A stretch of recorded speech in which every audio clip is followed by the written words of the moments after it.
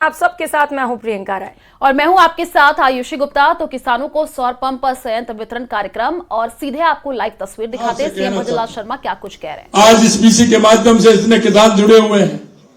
मैं आपसे यही कहना चाहता हूं, पहली प्राथमिकता हमारी पानी की थी और दूसरी प्राथमिकता हमारा किसान किस तरह से खेती करता है ये हम जानते हैं,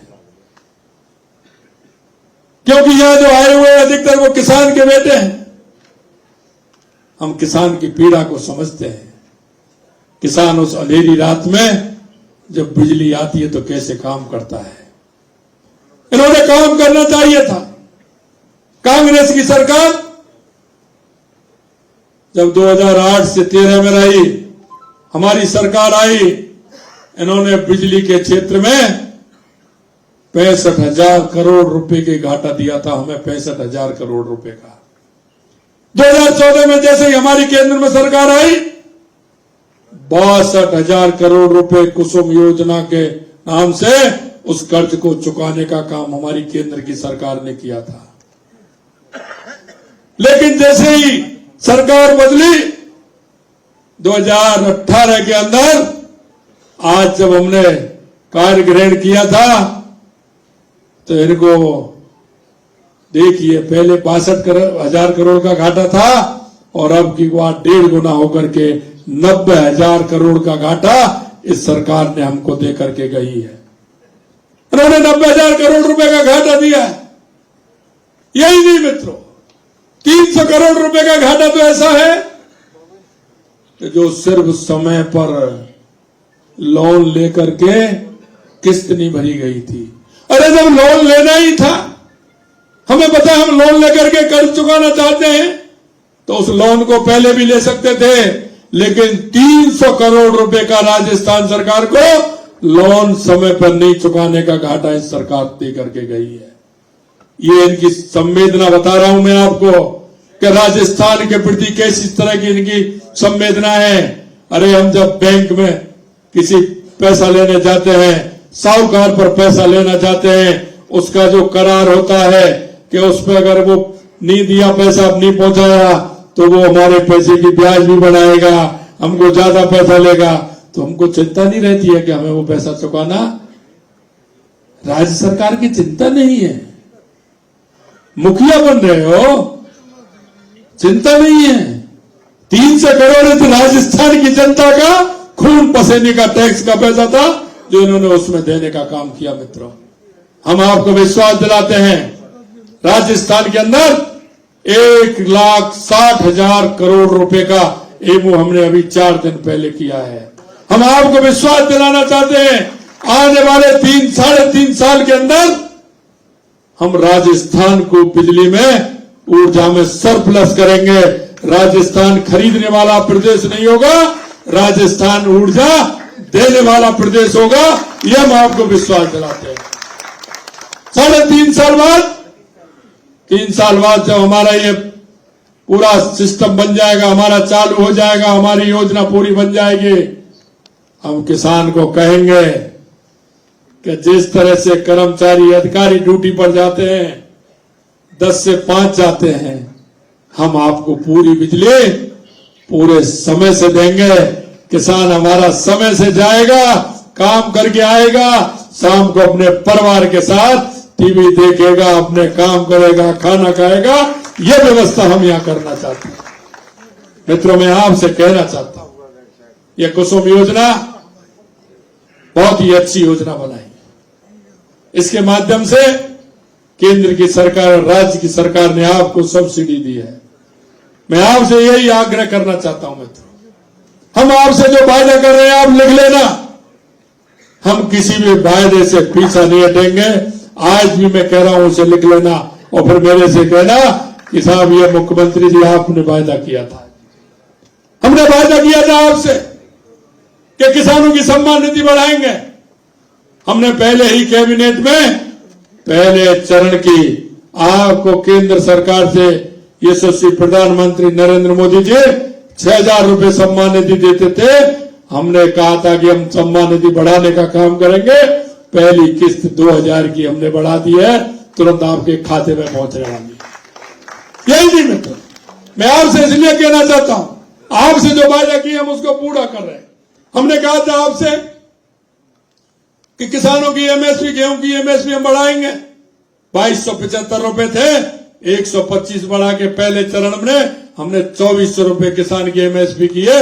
ये हम आपसे कहना चाहते हैं। काम प्रारंभ हो गया और वो हमने इसलिए की थी पहली कैबिनेट में और विधानसभा में इसलिए की थी कि मार्च में हमें पता है अभी किसान की फसल आने वाली है। अगर ये दूसरी सरकार होती तो उसको भी बढ़ाती, 10 रुपए बढ़ाती, और उसको भी जब बढ़ाती मार्च निकल जाता, किसान की फसल चल जाती। बढ़ाते अब और माल कब खरीदता? अगली साल। हमने किसान की चिंता देखी कि आने वाली फसल है किसान की, उसका फायदा तुरंत उसको मिलना चाहिए। हमने तुरंत उसको बढ़ाने का काम किया। यही नहीं मित्रों, मैं आपसे और भी कहना चाहता हूं कि आपने देखा होगा हमने एक एक वादा जो आपके बीच में किया है उस वादे को हम पूरा करेंगे। हमने आपसे कहा था,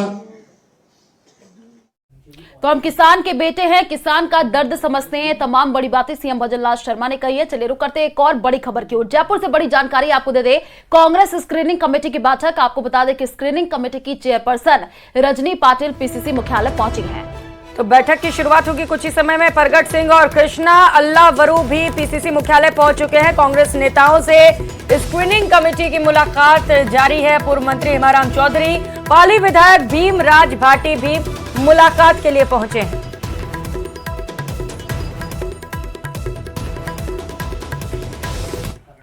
और जयपुर में बीजेपी सांसद अनंत हेगड़े के संविधान बदलने के बयान के खिलाफ एनएसयूआई जोरदार प्रदर्शन कर रहा है और जिसे काबू करने के लिए पुलिस ने एनएसयूआई कार्यकर्ताओं पर लाठीचार्ज किया है। दरअसल सांसद हेगड़े का पुतला फूंकने के बाद एनएसयूआई कार्यकर्ता आपस में भिड़ गया और पुलिस के मुताबिक एनएसयूआई प्रदेशाध्यक्ष विनोद जाखड़ समेत 1 दर्जन कार्यकर्ताओं को पुलिस ने गिरफ्तार कर लिया है।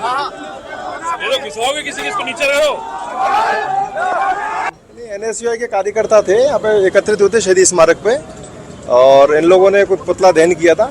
और पुतला दहन के बाद में इन लोगों ने, चूंकि कॉल यही था कि बीजेपी कार्यालय की तरफ ये लोग कूच करेंगे, तो जैसे ये लोग पुतला दहन करके बीजेपी कार्यालय की तरफ रवाना हुए तो हम लोगों ने इन्हें रोका।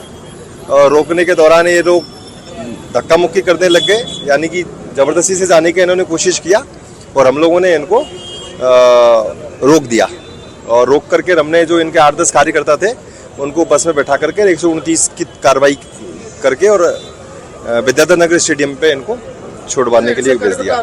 राजधानी जयपुर के शहीद स्मारक पर आज दोपहर में उस वक्त हंगामा हुआ जब एनएसयूआई के कार्यकर्ता भारतीय जनता पार्टी के सांसद अनंत हेगड़े के खिलाफ प्रदर्शन करने के लिए यहां पर पहुंचे थे। पुतला फूंकने के दौरान एनएसयूआई के कार्यकर्ता उग्र हो गए और उन्होंने पुलिस के साथ में गुत्थम गुत्ता हो गए, जिसके बाद में पुलिस के जवानों ने लाठीचार्ज करके एनएसयूआई के कार्यकर्ताओं को खदेड़ा।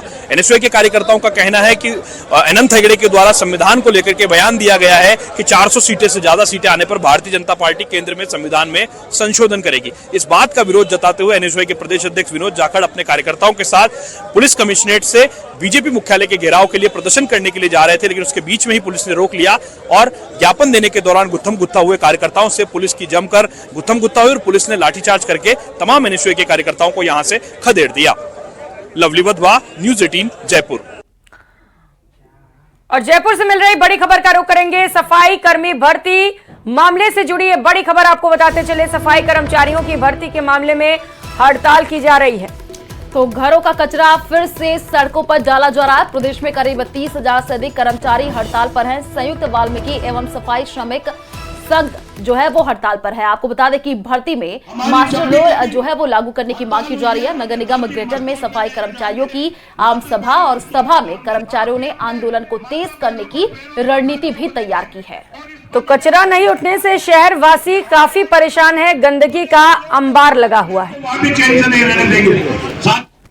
जब तक हमारी जो प्रमुख मांगे हैं सफाई कर्मचारी की भर्ती मस्टोल पर की जाए। जिन लोगों ने नगर निगम नगर निकायों में पूर्व कार्य किया है उनको प्राथमिकता दी जाए। जिनके कोर्ट केस लंबित चल रहे हैं, जिनके कोर्ट केस विचाराधीन के चल रहे हैं, उनको सफाई कर्मचारियों की भर्ती में प्राथमिकता दी जाए। वाल्मीकि समाज को प्राथमिकता दी जाए। सफाई कर्मचारी की भर्ती की आचार संहिता की आड़ में नहीं रोकी जाए। ये हमारी प्रमुख मांगे जब तक पूर्ण नहीं होती है तब तक सफाई कर्मचारी की हड़ताल यथावत जारी रहेगी। आज हम लोग ये जगह जगह जाकर, कॉलोनियों में जाकर आज हम टीमें गठित करेंगे। जो टीमें बस्तियों में जाएगी और कॉलोनियों में जाएगी और गाँव में, शहरों में जाकर कर्मचारियों को जगाने का कार्य करेगी। और अजमेर से बड़ी जानकारी आपको दे दें, ईओ भर्ती 2023 घूसकांड में एसीबी की एंट्री हुई है। आपको बता दें कि जयपुर एसीबी की टीम ने मंजू शर्मा से पूछताछ की है। चैम्बर में पूछताछ के बाद सचिव से मिलने एसीबी पहुंचे। तो पूछताछ के बाद एसीबी की टीम आरपीएससी से बाहर निकल चुकी है। रिश्वत मामले में आरपीएससी सदस्य मंजू से पूछताछ की गई है।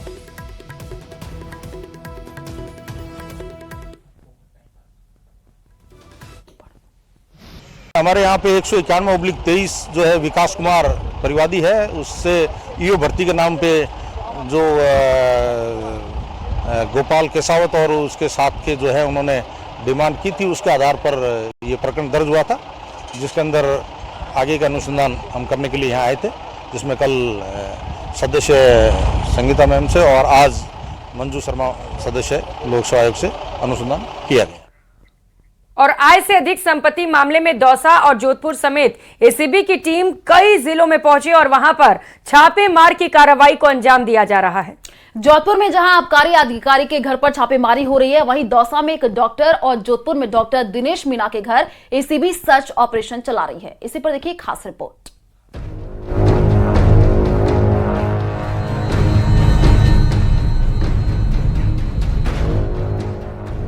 एक्शन में एसीबी टीम, दौसा और जोधपुर में छापेमारी, आय से अधिक मामले में कार्रवाई। आय से अधिक संपत्ति मामले में एसीबी की टीम एक बार फिर एक्शन में नजर आ रही है। करीब 6 दिन पहले जहां एसएमएस अस्पताल के सीनियर डॉक्टर रंजन लामा के ठिकानों पर छापेमारी की गई, वहीं आज दौसा के महुआ में एक दिन पहले मेडिकल ऑफिसर के तौर पर तैनात होने वाले दिनेश मीणा के सरकारी और निजी आवास पर एसीबी की 4 टीमें छापेमारी की कार्रवाई कर रही हैं। एसीबी की कार्रवाई अकबरपुर गांव और जयपुर में उनके निजी आवास पर हो रही है। जानकारी के मुताबिक एक दिन पहले ही उनके खिलाफ आय से अधिक संपत्ति अर्जित करने का केस दर्ज हुआ था। जानकारों की माने तो दौसा में सिलिकोसिस प्रमाण पत्र बनाने में भ्रष्टाचार के आरोप लगे थे। इस मामले में जांच के बाद सरकार ने डॉक्टर दिनेश मीणा को एपीओ किया था। इसके बाद सरकार ने एपीओ हुए डॉक्टर को फिर से पोस्टिंग दी थी। महुआ में ज्वाइनिंग करने के दूसरे ही दिन डॉक्टर दिनेश मीणा के ठिकानों पर एसीबी की कार्रवाई देखने को मिली है। एसीबी ने जोधपुर में बीकानेर के जिला आबकारी मोहनलाल पुनिया के बीकानेर और जोधपुर के ठिकानों पर भी छापेमारी की है। बताया जा रहा है कि पुनिया ने अपने परिवार के नजदीकी लोगों के नाम कई प्लॉट लिए हैं। इन्हीं आय से ज्यादा अवैध तरीके से बनाए गए पैसों से खरीदा गया है। परिवार के कई लोग भी इस सर्च में टारगेट पर हैं। सूत्रों की माने तो नया डीजीपी मिलने के बाद एसीबी एक्टिव मोड पर है। प्रदेश के ऐसे सरकारी अफसर उनके निशाने पर हैं जिनके खिलाफ या तो आय से अधिक संपत्ति का केस दर्ज हुआ हो या फिर आय से अधिक संपत्ति अर्जित करने का शक है। इसी कड़ी में एसीबी छापेमारी से पूरे प्रदेश में अफसर खौफ में हैं। न्यूज़ 18 राजस्थान के लिए जोधपुर से चंद्रशेखर व्यास और दौसा से आशीष शर्मा की रिपोर्ट। ब्रेक के बाद आपका स्वागत है। कोटा के दौरे पर लोकसभा अध्यक्ष ओम बिरला, आपको सीधे लाइव तस्वीर दिखाते हैं। एयरपोर्ट सबसे महत्वपूर्ण एयरपोर्ट होगा जो कोटा, बूंदी और हाईवे के कारण अन्य सभी सेक्टरों को जोड़ेगा। कोटा से इसकी दूरी 15-17 किलोमीटर है, बूंदी से इसकी दूरी 20 किलोमीटर है। जब एयरपोर्ट आएगा तो निश्चित रूप से हमारे आर्थिक, टूरिज्म, इंडस्ट्रीज, कई सर्विस सेक्टर यहाँ पर आएंगे। हमारी कोशिश है कि एक आईटी का हब कोटा बने। तिबल आईआईटी यहाँ शुरू हो चुकी है और एयरपोर्ट आने से कई सारी चीज़ें जिसका बरसों तक इंतज़ार है, मुझे लगता है कि जैसे डीपीआर फाइनल होगी इसकी सारी प्रोसेस प्रक्रिया शुरू हो जाएगी। एयरपोर्ट के अधिकारी यहाँ आज दोनों जिले के कलेक्टर हैं। मैंने कहा कि इस काम को हम शीघ्र शुरू करें और साइमल्टेनियसली जब तक जमीन के साथ डीपीआर के साथ और डिपार्टमेंटों की एनओसी आना, वो भी प्रक्रिया शुरू हो चुकी है। मुझे लगता है कि अब समय आ गया कि हम इस एयरपोर्ट की शुरुआत जल्दी से जल्दी कर पाएंगे। क्या समझ सकते हैं कि शिलान्यास बहुत नजदीक है? शिलान्यास भी हो जाएगा और शुरू भी हो जाएगा, काम दोनों है। डीपीआर के लिए पावर ग्रिड का शिफ्टिंग होना जरूरी था।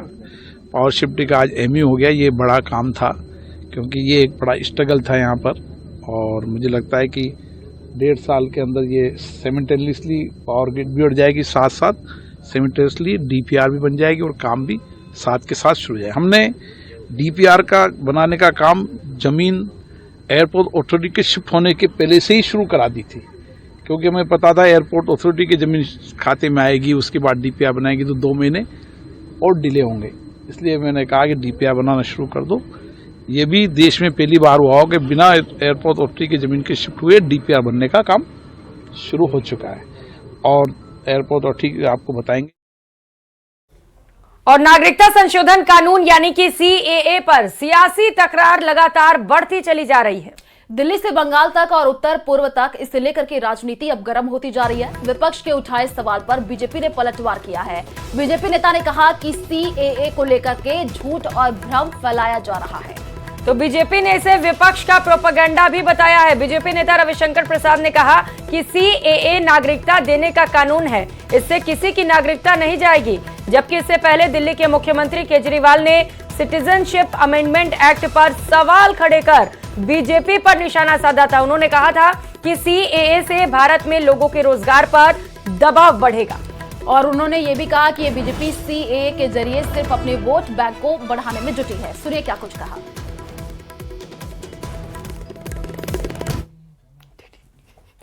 बड़ी संख्या में यहाँ से अल्पसंख्यकों को हमारे देश में लाया जाएगा, उनको रोजगार दिए जाएंगे, उनके लिए घर बनाए जाएंगे, उनको यहाँ बसाया जाएगा। अजीब बात है ना, बीजेपी की केंद्र सरकार से हमारे बच्चों को रोजगार दिए नहीं जा रहे, पाकिस्तान से लोगों को लाके उनके बच्चों को रोजगार देना चाहते हैं। हमारे लोगों के पास तो घर नहीं है, भारत के तो ढेरों लोग बेघर हैं, लेकिन बीजेपी वाले पाकिस्तान से लोगों को लाके उन्हें भारत में बसाना चाहते हैं, उनको घर देना चाहते हैं। हमारे रोजगार उनके बच्चों को देना चाहते हैं, हमारे हक के घर उनमें पाकिस्तानियों को बसाना चाहते हैं। भारत सरकार का जो सरकारी पैसा हमारे परिवार और देश के विकास पे खर्च होना चाहिए, वो पैसा पाकिस्तानियों को भारत में बसाने पे खर्च किया जाएगा।